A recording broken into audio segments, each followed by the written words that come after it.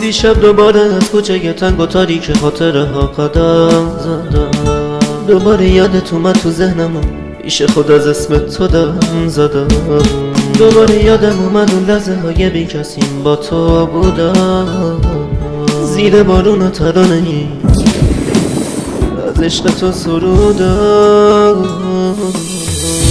اما نه قلب تو دریا سنوزم یاد هستی تو هم قریبی کجا که هستی. اما نه قلب تو دریا سنوزم یادم هستی تو هم قریبی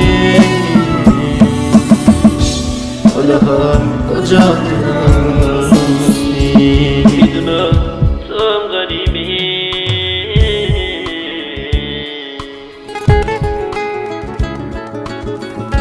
مجید خرادها.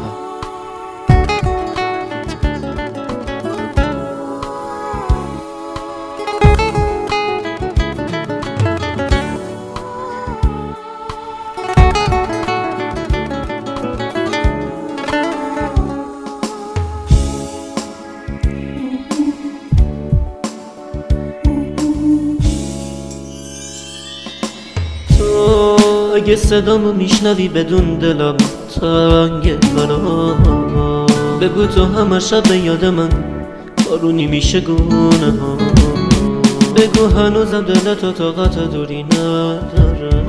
بدون هنوز شاخه های گل تو رو به یاد من میاره. دیگه حتی قاصدک حتی پیغامی نداره.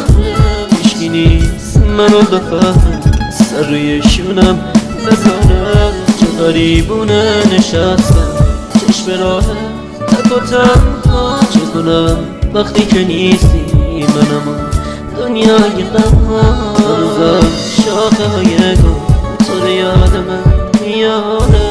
با وجودمو میگیره عشقمو برگاش میباره. هنوزم شاخه های گل تو رو یاد من میاره.